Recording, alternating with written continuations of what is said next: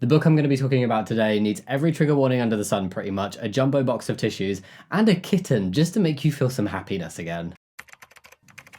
Hey, it's Jamie, thanks for stopping by, and today we're going to be talking about a book that I've often seen referred to as the saddest / most depressing book ever written, A Little Life. It also seems to be quite controversial. A while ago, I asked for hot book takes, nothing to do with this book, and this was already on my list to read, but somebody sent in the following. A Little Life is a terrible, trauma-corn book. I was intrigued. It's already on my TBR at this point, and I'm like, okay, well, maybe I'm in for quite the ride when I read this one. Having read it, I do see where that comment is coming from, and the book seems to be kind of marmiting people, with one camp being like, this is just pointless trauma of this character and pointlessly extremely upsetting and difficult to read, and then one half is like, no, this book made me feel things and it was beautiful. I kind of see it from both perspectives. I'm getting splinters today because I am perhaps sitting on the fence a little bit with this book because I'm not entirely sure how I feel about it. I shared that I read it on my Instagram and I had so many replies that were really split in this way of half of you were like, I loved this book, it was so beautiful and so emotive, and then the other half were like, I hated this book with a passion because it was just an onslaught of constant trauma and sad. And I do get both points, genuinely, because for me this turned out to be one of the hardest to rate books that I have ever read. I was honestly stuck, and I think I still am honestly stuck between hating it and wanting to give it a 1 star and loving it and wanting to give it 5 stars. 2.5 or 3 stars would feel like a reasonable compromise, but this book feels like it deserves extremities in the rating. So I did end up giving it a 5. I'm already hearing the groans. When I was thinking back on the book and looking at the notes I'd taken whilst I was reading it, I realised that there were more things I loved about it than I hated about it, although there were some things I really hated about it. This video will include some spoilers. I'm going to try and be relatively light. I'm not going to give away many major things. I think there's maybe only one kind of big thing that I give away here, potentially. I'm going to try and keep it as light as possible on the spoilers so that if you want to watch this video before reading it, it will still be worth your time to read it, but it's not a totally spoiler-free video. You have been warned. So let's start with the positives and what I loved about this book. I honestly immediately really gelled and loved the way it was written. I really liked the use of metaphors, and the way the story was told and the way it unfolded really kept me reading. It went from intrigue to horror as the story progressed, and I was like, what is going on? I've seen some people criticize it for being a boring book because it is quite long. It's over 700 pages long. This thing's got what, a 25, 27 foot neck? The Brachiosaurus 30. And a lot of people are like, I didn't finish. I just got so bored. That did not resonate with me at all. I also really love the exploration of the bond of friendship. I found it really beautiful to see the journey of friends throughout the years, how they can come back together, stick by each other, but also fail each other too, and the consequences that that can have. This also led into a theme of found family that was quite prevalent throughout the book, particularly for protagonist Jude in the form of his friends, and this is the main spoiler coming up. Spoiler alert! His adoptive family that he found later in life. It was a really touching theme to read about, and even though the character involved could rarely see the positive influence and people around him, that's a heartbreak spoiler for later on a little bit, you can still see it as a reader, which kind of is nice, but also makes it even more heartbreaking to read. But from the small moments of love, compassion, and progress, this book had me feeling all kinds of emotions all the way through. We should cry. I cried for many different reasons, weirdly including happy tears on occasion, which I didn't think would happen with this book. They were absolutely obliterated very shortly after. Another thing I loved was how the story was predominantly told in third person, and how these perspectives jumped around to different characters, because it allowed as a reader to be able to see just how absolutely uncomfortably opposite how we can view ourselves compared to how other people might view us. It really added to the emotionally jarring impact of this book. We mostly heard things from the viewpoint of the protagonist, Jude. And I kind of got lost in the way he viewed himself and the world and those around him for a moment. And then seeing things from somebody else's perspective really pulled you out of that. And it was like, oh my gosh, this guy's viewpoint is so skewed and it's so sad to read. His perception of himself and the world and those around him is understandably incredibly jaded compared to his friends and family. It really added to how heartbreaking this book felt, more so than if we'd just heard it all from one person's perspective. Something else I enjoyed about this book, which I wasn't sure if I would enjoy, is it felt completely lost in time. Wibbly wobbly, timey wimey,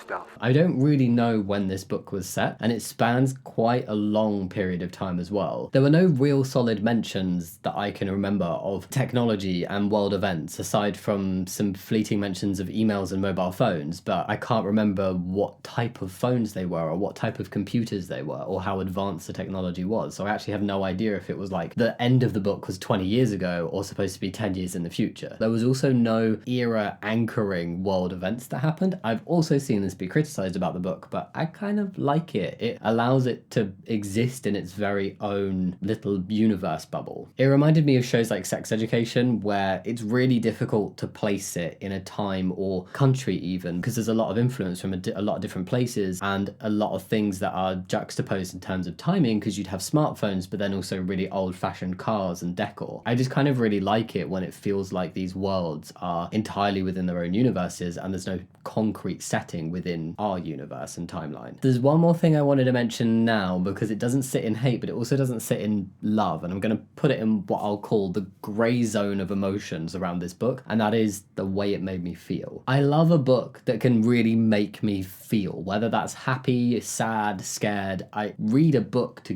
go on the journey of the story and I want to feel it. But this one was a lot. It was so damn miserable. Every turn, every page, every chapter brought something else. Makes me sad. But it really made me feel things, so I don't know if I loved or hated it for it. I can't tell. Here are some things I hated about the book. The whole book, aside from the first couple chapters and then a little section near the end, was basically just an onslaught of thing after thing of the worst possible shit that could happen to a person. And it all happened to one person. I saw someone describe it as a book where basically the author bullies the main character for over 700 pages. And I see it. I mean, torture would probably be more accurate a term than bullied. And the problem with this is despite this book making me feel things very deeply and clearly making a lot of other people feel things very deeply, after like the third deeply traumatic thing that happened to the same person, kind of made me go more like, oh, of course, another thing. I obviously felt horrified as well, but I think it had less of an impact because at that point I was just waiting for the next thing to happen, and I was like, obviously this was going to happen. Obviously this is where this was going. And it felt like it was more forced rather than a natural progression of this character's life. And it was like an author going, how can I make this even worse? And there were just some really repetitive descriptions of how broken this character was throughout the book that I got really frustrated with. And I was like, okay, we get it. And there was a lot of telling. I was like, I'm being told so much how messed up this character is. I get it. And I did just want to throw the book across the room at several moments in time, but I don't throw books.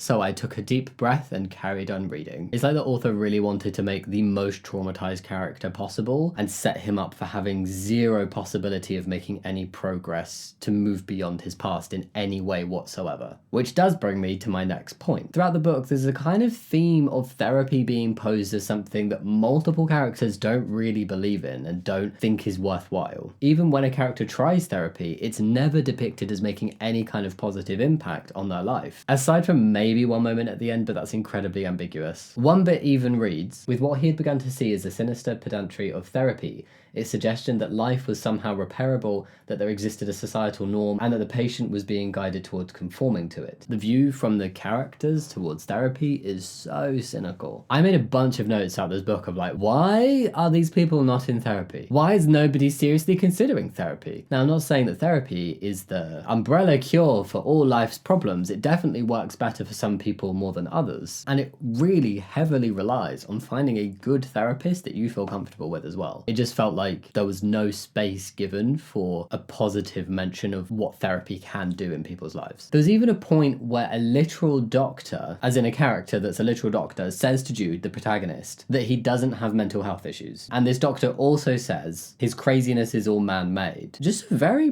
bizarre part of the book. Just a very bizarre theme in the book of like, no therapy. Knock it! The next thing I hated about this book is there are a lot of gay tropes and a lot of not great gay tropes. I literally wrote really early on while I was reading this book. Of course, the book considered to be the saddest book ever written, possibly, is gay. I should have known. Some of the gay tropes included gay characters never really achieving happiness. One of the few openly gay characters is incredibly abusive and just a generally horrible asshole of a person, and the positive gay representation in the book is very minimal in my opinion. There was also a whole arc of being essayed in childhood and then being gay in adulthood, where that character's sexuality is never really known or defined or discussed properly for most of the book, and even when it is, it's feeling very like ambiguous and wishy-washy. And even when questioned, the character states that he feels like he's ended up with men because it's all he's ever known, which just feels problematic to say the least. Feels like a negative gay trope taken to the extreme. And this was honestly one of the main points why I was veering towards rating this a 1, just purely based on this arc throughout the book. Redescribing it now, I'm like, I've just gone over everything I loved about this book that would make me rate it 5 stars, but now talking about this, I'm like, does it have to be a 1? Because this just isn't okay. Moving on from that point into kind of less deep reasons for hating this book, all of the main characters reached a huge level of fame and fortune. And for some of them, not just in like a, oh, well, they're kind of rich way, but like a, holy damn, A-list celebrities, too much money, then they know what to do with kind of way. It just, for me, meant that the book lacked this middle ground. Everything was either going incredibly terribly or incredibly well. And maybe that was partly the point of the book, and I just don't gel with that personally. But I kind of want some smaller peaks and valleys. I want a roller coaster that isn't like this, but we have like some steady times as well as the big dips and highs and everything. Saying that though, even some of the most monumental highs that the characters experience in this book do not make it any less sad. Specifically looking at Jude's fortune and his success career-wise, this could have maybe been seen as a respite from all of the horrific things he experienced and kind of like, he deserved this. But to me, it kind of felt even more heartbreaking, to be honest. It showed how little impact money and success and everything can have on somebody's self-worth and mental health. He was still struggling just as much despite how amazing he was at so many different things. He was still struggling just as much despite how much money he had. And he was still struggling just as much despite how loved he was by so many people. My frustration at therapy came up again, but also my frustration at friends who were unwilling to put themselves out there and speak up when they saw something not right. Despite how much they loved each other, they were enabling each other. There were odd interventions, some people spoke up, but there were so many times where people knew they should say things, and you literally heard from characters going, I know I should say something right now.